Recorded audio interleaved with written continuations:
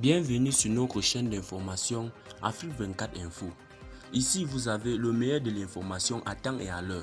N'hésitez pas de vous abonner à la chaîne si cela n'est pas encore fait et surtout d'activer la cloche de notification pour ne pas manquer nos prochaines publications. On commence. Avant de commencer la vidéo, nous tenons à vous rappeler que les images utilisées dans toutes nos notes d'information sont à titre illustratoire.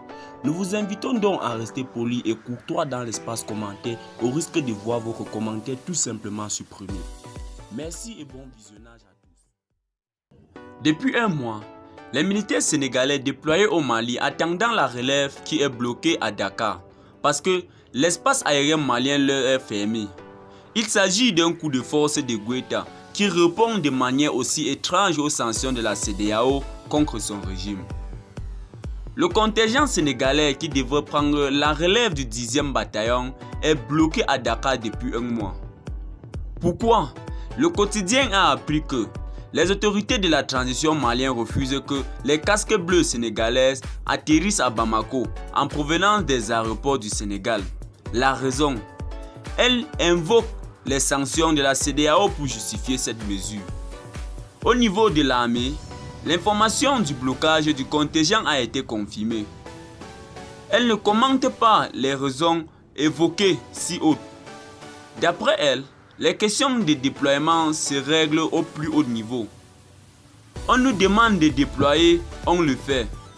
Mais les raisons que vous invoquez sont vraiment d'ordre politique parce que cela relève des autorités. Cela dépasse l'armée. Le contingent est toujours là et celui qui est au Mali attend la relève, admet un officier supérieur. En vérité, il s'agit d'une mesure de rétorsion de la junte malienne contre Dakar pour protester contre les sanctions de la CEDEAO. À quoi joue le colonel Assimi Goïta en fermant de la façon insidieuse son espace aérien à l'une des plus grandes forces militaires de la MINUSMA? Pourquoi déciderait-il de se priver des casques bleus sénégalaises qui sont les plus respectés en territoire malien? Après les massacres à Ogosagou, au centre du Mali entre 2019 et 2020, c'est le 10e contingent sénégalais composé de 150 Djamba qui avait réussi à stabiliser la zone en faisant preuve d'exemplarité. Le général Philippe Pottier, chef d'état-major de la mission multidimensionnelle intégrée dans les Nations Unies pour la stabilisation au Mali, faisant ainsi le jeu du 10e bataillon qui était déjà en fin de sa mission, c'était le 23 mars dernier. Pour lui, les 2 années de présence du bataillon sénégalais ont permis la signature d'un accord de paix entre les communautés. Je pense que c'est une grande réussite de la mission. C'est l'exemple même de ce que la MINUSMA peut apporter au Mali dans la réconciliation entre les deux communautés, avait déclaré le général Philippe Pottier.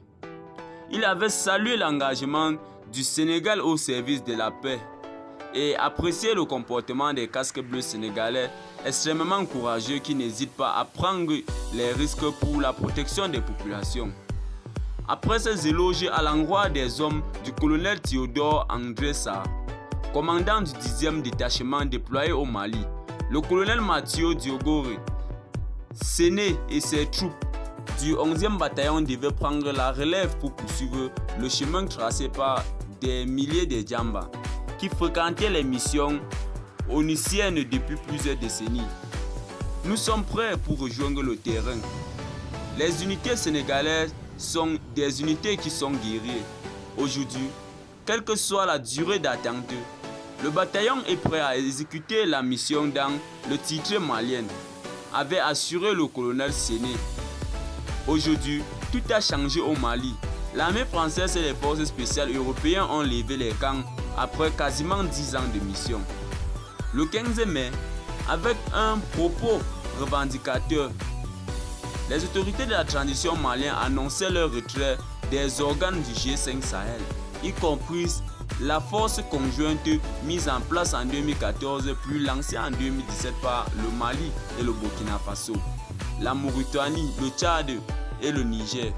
Alors que l'étau des djihadistes se resserrait autour de ces États. Le G5 Sahel est composé d'environ 5000 militaires.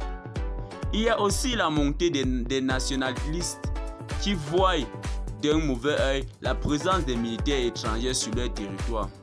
Ce sentiment semble être alimenté par la junte, frappée durement par des sanctions de la CEDEAO pour son refus d'organiser la transition dans les délais requis. Est-ce que tous les autres pays membres de l'organisation sous-régionale contributeurs à l'aménagement seront-ils logés à la même enseigne? Il y a le Bénin, la Côte d'Ivoire, le Ghana, le Nigeria. Cette décision qui frappe le contingent sénégalais montre la montée clairement affichée de la junte de confier ses clés de son écosystème sécuritaire aux paramilitaires de Wagner. Son déploiement aux militaires a stupéfait la communauté internationale.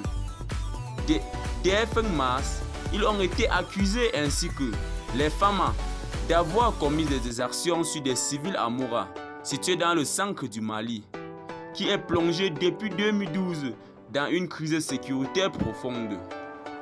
Eh bien les amis, c'est ici que nos blocs d'informations s'achèvent. N'hésitez pas à vous abonner à la chaîne si cela n'est pas encore fait et surtout d'activer la cloche de notification pour ne plus manquer nos prochaines publications.